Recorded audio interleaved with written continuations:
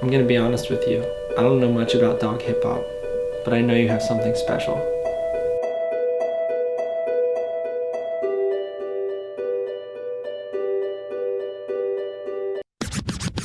Fuck a dog catcher coming straight from the pound. A young hound got it bad cause I'm black and brown. And not the other color dog catcher thinks he has the authority to put me to sleep. Fuck that shit cause I ain't the one for a city service worker with a leash and a gun to be neutered and thrown in the pound. We can go pot of foot in my part of town. Don't fuck with me cause I'm a canine. I like eating shit and sniffing behinds. Cruising down the street on my owner's leash. Hey, that was dope, B. Fuck the dog catcher. Fuck the dog catcher. Fuck the dog catcher. Fuck the dog catcher. Yo, fuck him. Fuck him. Sunday night salad. Coming at you from Portland.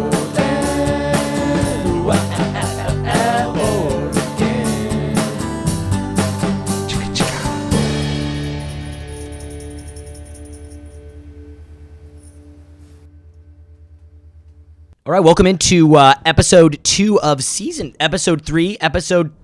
just run this little thing back. Damn it. Episode 3, Season 2, Sunday Night Salad. You made it this far. You made it through Season 1. Now you're in for Season 2, and you made it to Episode 3. And yeah, people say, Alex, Milk, where are you guys headed? Milk, I don't know where you're headed besides the weed dispensary because it is legal Dude, now. chill. But for me, I'm headed down a little bit more of a political path. Decided to endorse Trump, so just bear with me, and I hope you ride along with me. What happened to the burning with Bernie thing? I never said that. Let the record show I am Donald Trump all the way. 2 weeks ago, burning with Bernie. We got a really good show, though. What are we doing? We're kicking it to Hank Cake Stand. He's chugging some IPA bullshit. I don't know. I don't drink beer. No, let me handle this again. Okay, so Hank's going to chug something, and then we're going to go over to Arthur Might, another piece. I know you guys squash the beef, and I know he's all about telling the truth. And I think honesty is something not only this show brings, but this country needs. And so I hope we can bring that to the table. And then after that, am I right? Did the cum thing ever work out? Can he come yet? And then let's go to Kyle B. Hart. He always motivates us. And honestly, the youth of this country need a kick in the pants. Okay? Mm-hmm. So let's start it off with a bang. Hank, Foster's, and a local IPA, I assume?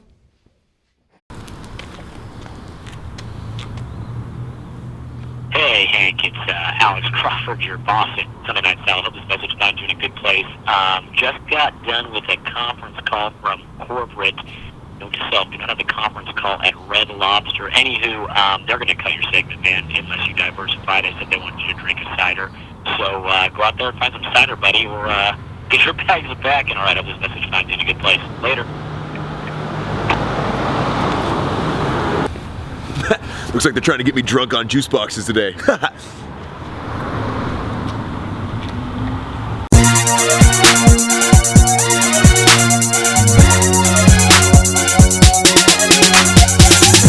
What's up, guys? Hank Cake Stand here, coming to you live from Reverend Nat's Cider House. Looks like corporate wanted to mix things up a bit for season 2. Well, it's not beer, but at least it's got booze in it. You know the drill. Here we go. Cider.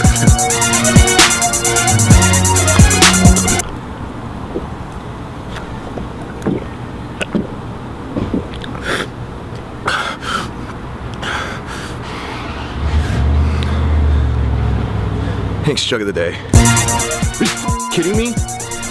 What the was that? I'm Hank Cake Stand, not Johnny Appleseed.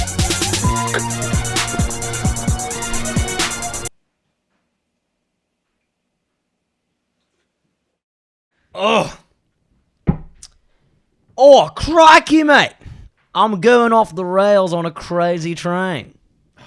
Dude, wrong, Aussie. Let's go out to Arthur Might. He's on another one of his journeys, his pilgrimages, and I know lately he's been kind of like Brian Wilson of the Beach Boys when he released the album Abbey Road, and so I don't know what we're going to get, but I know he is out. Are you hearing this? Arthur, Have you tuned in, turned on, and dropped in? What's up, guys? Arthur Might here, driving out to Damascus, Oregon to check out the Temple of Oculus Anubis. It's a strange property in the forest that's got some freaky structures and even freakier rumors about cults and satanic rituals surrounding it. Brought along with me my 2 sidekicks, Harriet the Spy. What up? And Nancy Drew. What up? We're gonna try not to get killed. The internet is abound with rumors and folklore about this private property. While many sources suggest it's a hideout or religious sanctuary for a cult or a secret society like the Illuminati, others believe it's just the residence of a wealthy eye doctor with eccentric taste. Trespassers have reported seeing a large temple hidden in the trees, as well as an auditorium, several pyramids, 2 mansions, and an underground network of tunnels. Some even report being followed home after visiting the property one too many times. A quick Google search of the address will show you that it's listed as an equipment company, with its website listed as heavensgate.com, the website for the San Diego cult who committed a mass suicide in the 90s. Yeah, I don't know, but somewhere in this patch of forest there's something strange going on, and we were about to visit its front gates to see for ourselves.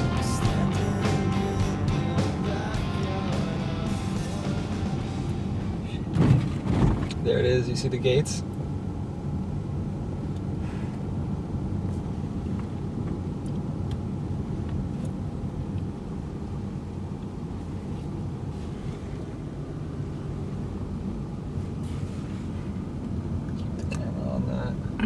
What? Oh shit. Oh my god, look at the statue. Oh my god.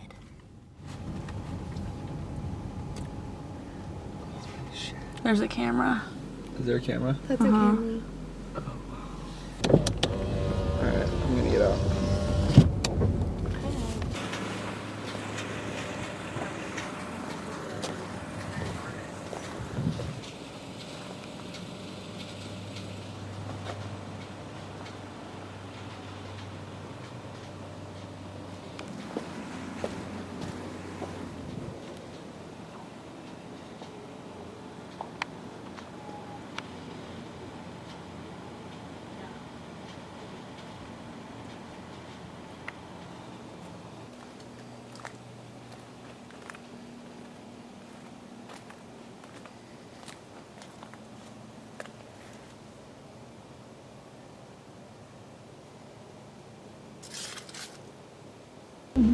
It's supposed to reference like some sort of occult belief system. Then you have like these sort of European statues and then juxtaposed with the Egyptian, and then what is this medieval medallion? Naturally, I wanted to learn more, but you can only trust the internet so much.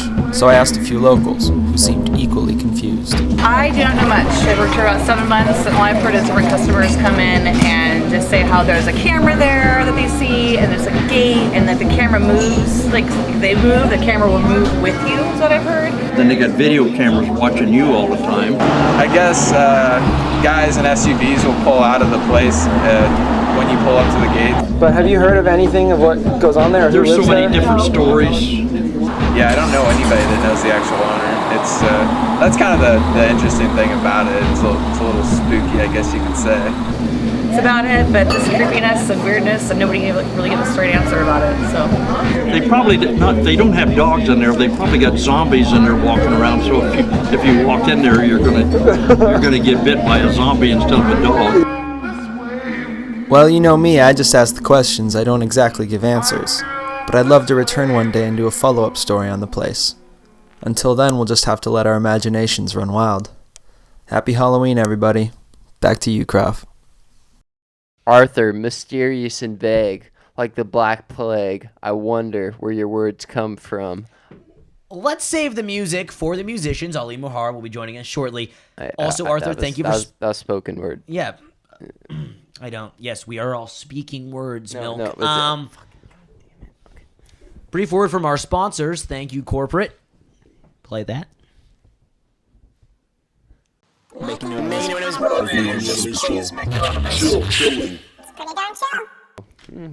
All right, Kyle B. Will be motivating us now. Milk, you know Kyle B. I know Kyle B. Do you know Kyle B? When he talks, it makes me feel Very great. How about you? Feels like something special. Like a plant from your mama on your birthday. Let's make America great again, Kyle. It's okay to bail. I mean, we all get busy. We all have things to do. Things come up. What I'm here to tell you about today is the responsibility you have as the bailer if you bail. You see, if you bag on plans with a friend for any reason, Aunt Shirley's in town, got that meeting at Planned Parenthood, you're just a yes man. It's really on the bailer to remake the plans, to reschedule the event, to grab your umbrella and rain check. You see, we're at a very, very pivotal time right now in our early, mid to late 20s where you could really bum some friends out and lose them entirely. And beyond bumming them out, or losing them, that could lead to regret later down the line. So instead of remaking your friends, I suggest that you remake your plans. Don't drop the ball on your friendships. Kyle B., I am so motivated. Fucking stop. Okay, yeah.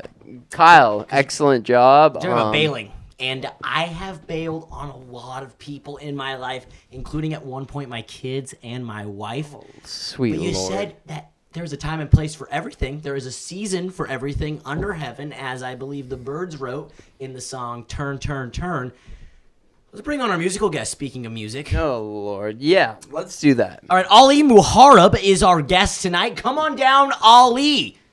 Not Muhammad, but I'm sure it will be a knockout. Am I right? Thanks for having me, guys. Yeah, of course. Yeah, thanks for coming on. Ali, who are you? What do you do? Well, I'm an American boy named Ali. I'm a musician and general man about town in Portland. Ollie, you used to be in a band. That's how I found out about your music. After playing with a band, though, why the choice to go solo? And what's the difference in that? Playing solo as to opposed to playing with a band. Is there, what was the reasoning behind doing that? Well, since like high school, I've been making my own tunes, and it was actually that Talkative was a departure from what I do, which is construct like electronic music, and I just needed kind of a return to form. I was saving up a lot of sounds, and being in Talkative, a very busy band, I didn't have time to really explore any of that, so I chose to kind of go my own way there. And then, how is it different navigating the music industry as a solo artist as opposed to with a band? I think it's a lot more challenging. There's a lot of infrastructure built around kind of being a rockin' like garage thing and you know bringing the party. But when you're just a solo dude making tunes that are near and dear to your heart and your soul, there's not a lot of support there. You just kind of have to fight through it constantly. I know a lot of bands that I am a fan of, Boston or Steely Dan. They've been labeled as studio musicians now, and then, the live performances have often been criticized. Have you ran into that as a solo artist? I have, yeah. People don't really like samples. They want you to construct everything that's happening on stage. I feel a lot of pressure to do that, but at the same time, constructing and manipulating samples is more true to the... Well, in a sense, isn't all art is a sample in some way, shape, or form, am I right? Yeah, I agree. I'm pretty strongly embedded in that like philosophy of music being kind of a nebulous like form that everyone can describe to, and it's just out there. So I totally agree that everything's sampled. Ayu, killer tofu. I did some research. You've toured quite a bit in the U.S., but also Europe. How's all of that? It was a blast. I did it in an incredibly haphazard DIY way, just spamming bookers all over like Italy and Germany, seeing what would land. And surprisingly, they're very receptive, and European crowds are very receptive, and they are super interested in what I was doing, and it was a blast. I miss it dearly over there. And that was solo, or was that with Talkative? That was solo. Okay. Okay. I was in another band. We recorded an album in Sweden, and then after that, I flew to Italy and played some shows out there. Ah, very nice, very nice. So your upcoming EP is called Existentially Wasted. Now, I have been philosophically faded. I've had a Bolshevik blowjob, but and that's a cool name, is what I'm saying. It's going to be released on Making New Enemies. Now, obviously, this is an MNE show.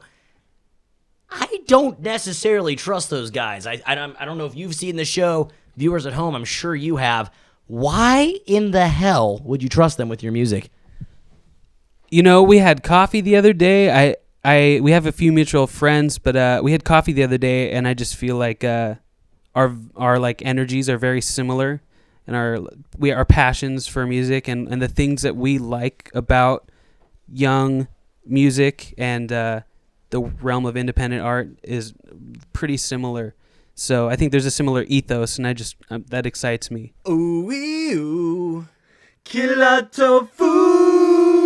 Why do you make music? I mean, to me, it seems almost like a waste of time because the American economy is in the shitter. Thanks a lot, Obama. Am I right? We endorsed Trump on Sunday Night Salad. And so I want to know why do you do what you do, and what's your motivation? It's just kind of like the only option I have. It's not so much that I have any sort of goal. It's just some sort of outlet that I have to like feel centered. I start losing my mind a little bit when I'm not producing music. Some people do yoga, some people do spin class. Ali Muhareb does music. Yeah, that's fair. I definitely don't do spin class, so. Aruba, Jamaica, ooh, I wanna take you to Bermuda, Bahama, come on, pretty mama. Okay, should we hear some music? You ready Might to as play a well. song? Let's hear a song. Ali, you're going to play Existentially Wasted, right? I believe so. All right, this is Ali Muhareb. I'm Alex Crawford. Milk Flood. You watch Sunday Night Salad. Existentially Wasted. Let's rock and roll, baby.